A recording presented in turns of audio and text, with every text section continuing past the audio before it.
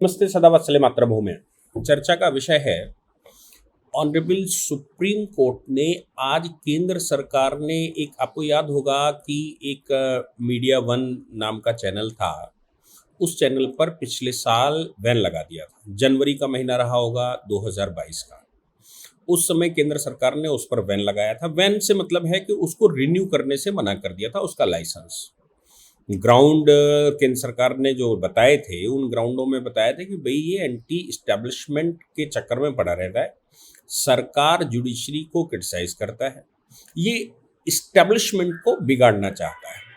हालांकि वो channel high court गया था और हाईकोर्ट ने भी केंद्र सरकार के मिनिस्ट्री ऑफ इंफॉर्मेशन ब्रॉडकास्टिंग का सपोर्ट करते हुए कहा था कि भाई ठीक है, अगर सिक्योरिटी इशू लगता है तो सिक्योरिटी इशू पर केंद्र सरकार या मिनिस्ट्री ऑफ इंफॉर्मेशन ब्रॉडकास्टिंग को अधिकार है, वो ऐसा कर सकते हैं। इसलिए उनकी बात का सपोर्ट किया था। मामला सुप्रीम कोर्ट आ गया था उसी समय, मेरे ख्याल से मार्च अप्रैल में। और सुप्रीम कोर्ट में जब आया तो सुप्रीम कोर्ट ने जो केंद्र सरकार ने उनको रिन्यू करने से मना कर दिया था, तो टेलीकास्ट की पावर दे दी थी और ये कहा था कि भाई तुम टेलीकास्ट कर सकते हो, आप कंटिन्यू रहिए, जब बात हमारे पास, जब जब हम इस पर फाइनल डिसीजन लेंगे तब की बात आती है। उसकी सुनवाइयां चलती रही। सुप्रीम कोर्ट में केंद्र सरकार ने 2-3 आर्गूमेंट दिए। उन आर्गूमेंट्स को मुझे लगता है कि हमको जानने की आवश्यकता है कि आखिर केंद्र सरकार ने क्या आर्गूमेंट दिए। पहला आर्गूमेंट केंद्र सरकार का था कि एंटी इस्टेब्लिशमेंट, विषय एंटी इस्टेब्लिशमेंट का था। और एंटी इस्टेब्लिशमेंट का जो विषय है उसमें उन्होंने साफ साफ कहा था कि भाई गवर्नमेंट की पॉलिसी है, और गवर्नमेंट की पॉलिसी ये है कि ये देश के खिलाफ सेटअप बना रहे हैं, देश के खिलाफ लगातार बोलते हैं, देश की पॉलिसीज के खिलाफ लगातार बोलते हैं। खासतौर से उन्होंने कहा था कि CAA के दौरान इस चैनल का एक मीडिया वन का बहुत बड़ा रोल था और उस समय ये चैनल बड़े, उससे देश में दंगे भड़काने के लिए भी रिस्पॉन्सिबल हो सकता है, क्योंकि ये उस समय जो दिखा रहे थे वो सरकार की पॉलिसीज के खिलाफ चल रहा था, देश की पॉलिसी के खिलाफ चल रहा था। सुप्रीम कोर्ट ने कहा भैया अगर वो सत्य दिखा रहे थे तो क्या बुराई थी। अब मैं समझ नहीं पाया कि ऐसा क्या था। और साथ में उन्होंने कहा कि भाई ये जो मीडिया वन चैनल की बात है, इस चैनल में गवर्नमेंट की पॉलिसी को अगर क्रिटिसाइज करता है, सुप्रीम कोर्ट कहता है गवर्नमेंट की पॉलिसीज को क्रिटिसाइज करता है, तो इसमें क्या बुराई है। इस गवर्नमेंट की पॉलिसीज को क्रिटिसाइज करना केवल सफिशिएंट नहीं है ये कहने के लिए कि एंटी एस्टेब्लिशमेंट है।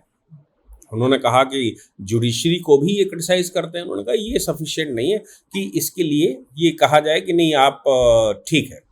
हाँ, ये बात उन्होंने ये साथ में कहा सुप्रीम कोर्ट ने कि भाई मीडिया की रिस्पॉन्सिबिलिटी बनती है कि वो सच बोले, वो देश को सच बताए, और उसकी रिस्पॉन्सिबिलिटी बनती है कि वो एंटी एस्टेब्लिशमेंट ना रहे, एस्टेब्लिशमेंट के खिलाफ ना रहे। लेकिन ये जो बात कह रही है वो तो उसको कहने का अधिकार है। राज्य ने ये कहा कि भाई सिक्योरिटी इशू है, तो उन्होंने कहा नेशनल सिक्योरिटी इशू, सिटीजन्स के नेशनल सिक्योरिटी की प्ली लेकर आप सिटीजन्स के राइट को डिनाई नहीं कर सकते। यानी कि ये जो चैनल है इसको आप डिनाई नहीं कर सकते। आपके पास अगर कुछ ऐसा रहता है तो फिर आपके पास CBI है, आपके पास IB है, आपके पास तमाम तरह के वो हैं, उनके सामने जाइए। हालांकि केंद्र सरकार ने इस मामले में भी ये कहा कि साहब इनके खिलाफ जो रिपोर्टें हैं वो हम आपको देते हैं, आप बंद लिफाफे में देख लीजिए कि इनके खिलाफ IB की रिपोर्ट क्या है। सुप्रीम कोर्ट ने बंद लिफाफे को देखने से मना कर दिया और ये कहा कि ये कल्चर हमें स्वीकार्य नहीं है। अब ये कल्चर हमें स्वीकार्य नहीं है और हम क्यों बंद लिफाफे में देखें। आपने जो इन्वेस्टिगेशन किया है वो देश के सामने करिए। ये संभव है कि केंद्र सरकार सारी चीजें देश के सामने नहीं ला सकती, केंद्र सरकार सब कुछ नहीं बता सकती कि पीछे से क्या चल रहा है। उसका कारण है आपने देखा होगा कि जिस दिन ये जो OROP का मामला चल रहा था, OROP में भी क्यों OROP का पेमेंट केंद्र सरकार नहीं कर पाई, इस बात को लेकर बंद लिफाफे में केंद्र सरकार ने एक रिपोर्ट दी थी। चीफ जस्टिस ने वो लेने से मना कर दिया था और सुप्रीम कोर्ट ने कहा कि इसको ओपन फोरम पर रखो। ओपन फोरम पर रखा गया तो ये उस समय सरकार ने कहा कि हमारे पास अभी सफिशिएंट फंड नहीं है, एक साथ हमारे ऊपर लोड आ गया है। ये अभी पीछे से जो वो चल रहा था कोविड का टाइम, उस समय सरकार के पास फंड सफिशिएंट नहीं थे, इसलिए हम साहब इनको धीरे से देंगे और हम पेमेंट इनका कर देंगे। वो एक्स्ट्रा लोड है जो सुप्रीम कोर्ट के ऑर्डर की वजह से ओआरओपी या ओआरओपी पर का जो जो हिसाब है वो एक्स्ट्रा लोड सरकार के ऊपर आ गया है। उसका परिणाम आप देख सकते हैं कि क्या हुआ।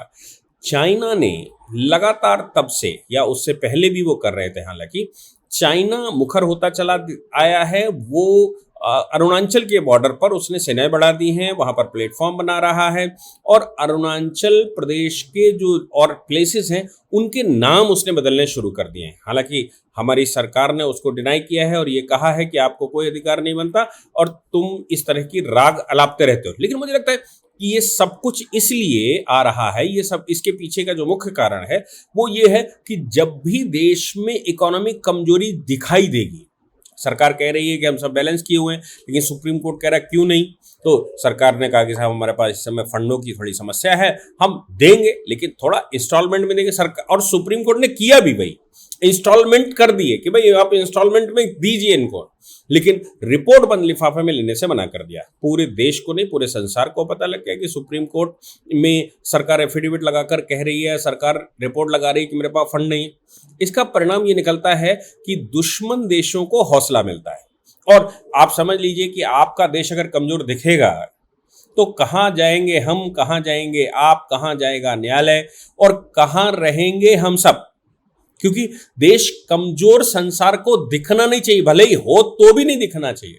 इसलिए कुछ चीजें ऐसी होती हैं जो बंद लिफाफे में दी जाती हैं और सुप्रीम कोर्ट से कहा जाता है या कोर्ट से कहा जाता है, किसी से भी ऐसी ऑर्गेनाइजेशन से कहा जाता है आप देख लीजिए हमारी ये चीजें सार्वजनिक करने की नहीं है, लेकिन फॉर द जस्टिस ये कहा गया कि भाई जो छुपा कर कुछ नहीं करेंगे, खुला करेंगे।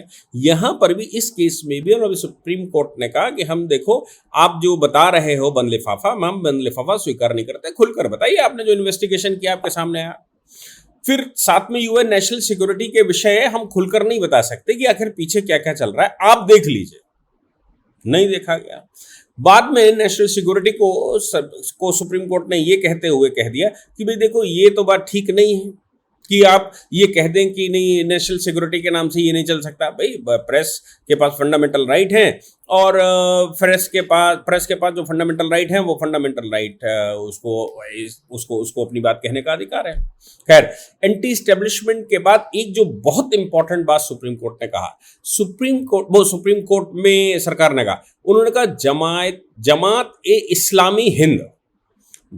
ए इस्लामी हिंद के इससे संपर्क है, इससे रिलेशन है। तो ये जो चैनल है उसमें बहुत सारा इन्वेस्टमेंट जमात ए इस्लामी हिंद का है, जो देश में जहां कहीं भी इस तरह के केसेस होते हैं उनका जिम्मेवारी जमात ए इस्लामी ने अपने ऊपर ले रखी होती है। वो यहां से लेकर सुप्रीम कोर्ट तक केसेस लड़ता है, मतलब नीचे से लेकर सुप्रीम कोर्ट तक जमात ए इस्लामी हिंद लड़ता है। और ये मीडिया चैनल जमात ए इस्लामी हिंद का बहुत बड़ा इन्वेस्टमेंट है। इस बात की उन्होंने वहां पर एक लिस्ट दी और उस लिस्ट में कहा कि साहब जमात ए इस्लामी हिंद का इसमें पैसा लगा हुआ है और वो पैसा जो है वो भारत के लिए ठीक नहीं है, ये अपना आर्गुमेंट दिया। सुप्रीम कोर्ट ने उनसे कहा कि जमात इस्लामी हिंद कोई बैंड ऑर्गेनाइजेशन तो है नहीं। अगर ये बैंड ऑर्गेनाइजेशन नहीं है तो उसका पैसा लगा होना आपको क्या समस्या है? उसका अगर पैसा यहां पर लगा है तो आपको क्या समस्या हो सकती है? जमात इस्लामी हिंद का पैसा लगना या उसका यहां पर दखल होना, इससे तो निर्धारित नहीं होगा कि इस पर बैन लगा दिया जाए। कुल मिलाकर सुप्रीम कोर्ट ने फाइनली ये कहा कि मध्यम ब्रॉडकास्टिंग लिमिटेड, जिसका ये मीडिया वन चैनल है, मध्यम ब्रॉडकास्टिंग लिमिटेड के वैन को रिन्यू करने का अधिकार है, इसलिए सरकार 4 हफ्ते के अंदर इसको रिन्यू करे और इसको चलने दे। मुझे लगता है कि अब ये जो सरकार निर्णय ले रही थी नेशनल सिक्योरिटी में, और उसको कैसे लिया जाता है मैं आपको बताता हूं कि इंटर मिनिस्ट्रियल बोर्ड होता है, IMB उसको कहते हैं। Inter ministerial board ministry of information broadcasting के अंदर होता है, जिसमें 6 मंत्रालयों के मुख्य सचिव बैठते हैं और 6 मंत्रालयों के मुख्य सचिव या जो भी उनका रिप्रेजेंटेटिव रहता है ये बैठते हैं। उनके सामने वो बात रखी जाती है। उसमें मिनिस्ट्री ऑफ डिफेंस भी होती है, उसमें मिनिस्ट्री ऑफ एक्सटर्नल अफेयर्स होती है, उसमें मिनिस्ट्री ऑफ कॉमर्स होती है, उसमें मिनिस्ट्री ऑफ इंफॉर्मेशन ब्रॉडकास्टिंग होती है और उसमें मिनिस्ट्री ऑफ होम अफेयर होती है। ये इतनी सारी मिनिस्ट्रियां उसमें बैठती हैं और वो मिनिस्ट्रियां बैठकर ये तय करती हैं कि हमारे देश के लिए इंटरनल सिक्योरिटी के लिए, एक्सटर्नल सिक्योरिटी के लिए, फॉरेन पॉलिसी के लिए, भारत की इकोनॉमी के लिए, भारत के इंटरनल अफेयर्स के लिए ये चैनल ठीक नहीं है या ये मीडिया ठीक नहीं है, इसलिए इसको बैन लगाया जाता है। तो वो सिक्योरिटी उसमें बैठक होती है, उसमें तय होता है, सारे पक्ष रखे जाते हैं। जब सब एग्री हो जाते हैं, सारे 6 पक्ष, तो वो निर्णय करते हैं। मिनिस्ट्री ऑफ इंफॉर्मेशन ब्रॉडकास्टिंग अकेले निर्णय नहीं करती, उनके पास बहुत सारे इंटेलिजेंस के इनपुट होते हैं, उनके पास बहुत सारी चीजें होती हैं, इन सबको ध्यान में रखते हुए वो निर्णय करते हैं। आपको याद होगा जब मिनिस्ट्री ऑफ डिफेंस में राजनाथ जी आए थे, तो राजनाथ जी के आने के बाद, या ministry of home affairs Rajnath ji के पास था, तो उस समय 700 चैनल इकट्ठे बंद करे गए थे, जो कोई असम से चलता था, तो कोई हैदराबाद से चलता था, कोई केरला से चलता था, कोई तमिलनाडु से चलता था, या फिर जम्मू कश्मीर से चलते थे। और उसके पीछे भी इंटर मिनिस्ट्रियल बोर्ड का ही डिसीजन था। हालांकि वो चैनल अपील में नहीं आए थे, लेकिन ये जो चैनल है जमात इस्लामी हिंद, इसने अपील में, मतलब जमात इस्लामी हिंद का जिसपे इन्वेस्टमेंट बहुत सारा है, वो लोग कोर्ट में आ गए, सुप्रीम कोर्ट तक पहुंच गए। सुप्रीम कोर्ट ने बात सुनते हुए ये कह दिया कि मिनिस्ट्री ऑफ इंफॉर्मेशन ब्रॉडकास्टिंग का डिसीजन सही नहीं है। जबकि मैं बता रहा हूं कि information IMB inter ministerial board का डिसीजन मुझे नहीं लगता, या उनके पास आर्गूमेंट क्या गए होंगे जो वो सुप्रीम कोर्ट के सामने नहीं रखे गए होंगे, क्योंकि वो वन एनवलप में रखना चाहते थे। वन एनवलप आपने लिए, मतलब सुप्रीम कोर्ट ने उसको स्वीकार नहीं किया था और क्रिटिसाइज किया था, इसलिए मुझे लगता है कि पूरी बात सुप्रीम कोर्ट के सामने आई ही नहीं होगी। लेकिन क्या हुआ, कैसे हुआ, ये तो वकील अच्छा जानते हैं, सरकारें अच्छा जानती हैं, मैं उस पर कोई बहुत कमेंट नहीं कर सकता। लेकिन ये है कि ये विषय एक बड़ा गंभीर विषय है। इस विषय पर सभी को ये ध्यान रखना चाहिए कि इस पर कोई निर्णय लेने से पहले बहुत कुछ और भी इसके पीछे का दूसरा पहलू हो सकता है। जय हिंद, जय भारत, वंदे मातरम।